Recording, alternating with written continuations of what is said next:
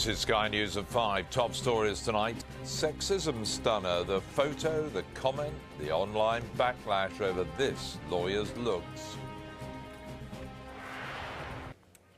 A female lawyer has defended naming and shaming a man online for complimenting her appearance in a LinkedIn profile picture. Charlotte Proudman told Sky News she was astounded to receive the message, describing it as unacceptable and misogynistic. The dispute has whipped up a storm on social media, again shining a spotlight on the issue of sexism in the workplace. Sky's Home Affairs correspondent Mark White reports. It is the profile picture at the centre of a sexism storm. Support and threats in seemingly equal measure across social media, as many weigh into the row over whether this human rights barrister was the subject of highly inappropriate comments by a male lawyer, or whether she simply overreacted to an innocent compliment. Charlotte Proudman is in no doubt the remarks made to her by senior lawyer Alexander Carter-Silk on the professional networking site LinkedIn were offensive. He messaged Ms. Proudman saying, "I appreciate this is probably horrendously politically incorrect, but that is a stunning picture. You definitely win the prize for the best LinkedIn picture I have ever seen." But it was her decision to name and shame Mr. Carter-Silk on Twitter that sparked a huge reaction. A lot of it critical, some in her own profession even claiming she may have damaged her career prospects.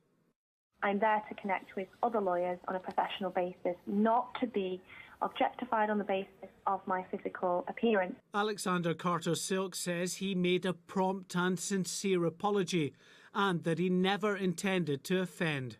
There's a tendency amongst a certain section of society, not all of society, but a significant and vocal minority, to take offence at things that they needn't, to fly off the handle, to effectively shame people for doing what anyone else would see as probably not anything particularly wrong. Despite the backlash from some, Charlotte Proudman has no regrets about going public. She's now updated her LinkedIn profile to include a warning that any contact with her in future better be professional. Mark White, Sky News. But was she right to out him, or has a simple compliment been blown out of proportion? I'm joined by Mike Buchanan, live from Bedford. He's leader of the political party Justice for Men and Boys. Puts all of us men, I guess, in a slightly tricky position, wondering what we can and can't say or write about women in our communities. Well, there's just never going to be an end of this shaming of men. Charlotte Proudman clearly suffers from an all too common mental health condition, whiny feminist disorder, which is why today we've presented her with this month's Whiny Feminist of the Month award.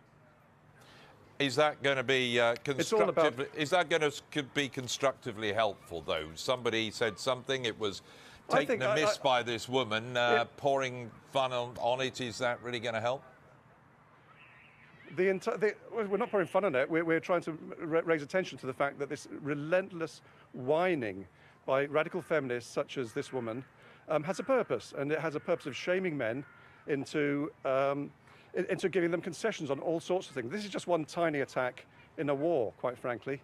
And in our general election manifesto, we outline 20 areas where the human rights of men and boys are assaulted by the inactions of the state. There is not a single area where the human rights of women and girls specifically are assaulted by the state. Not one. She clearly felt that it was a misogynistic comment. It was not meant kindly towards her. I mean, you would have to be a radical feminist, frankly, to see it through that lens.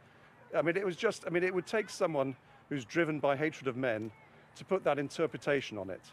And the fact that, a barrister of all people would put onto social media what should have been a private exchange with a man, I think is scandalous, just absolutely scandalous. It was a grotesque invasion of privacy.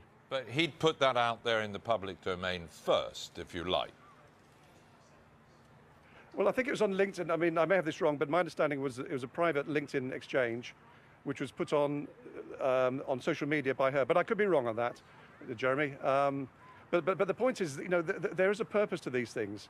And the purpose of all these things are to shame men. We had an incredible example yesterday where a 17-year-old schoolgirl, a whiny 17-year-old schoolgirl, has managed to shame a major exam board into putting some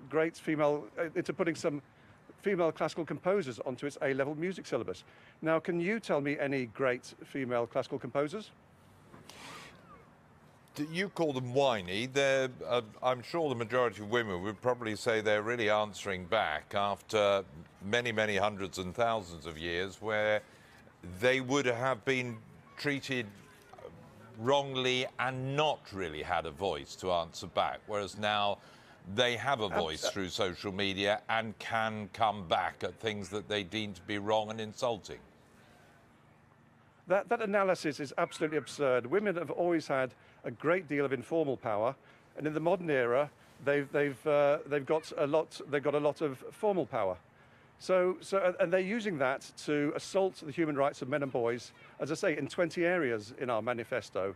There is no end to the amount of assaults on men, and I'll give you as an example. I know this woman is studying FGM at Cambridge University currently. Now, FGM, female genital mutilation, is illegal, has been illegal for 30 years. Now, male genital mutilation is also illegal. It's under a number of acts.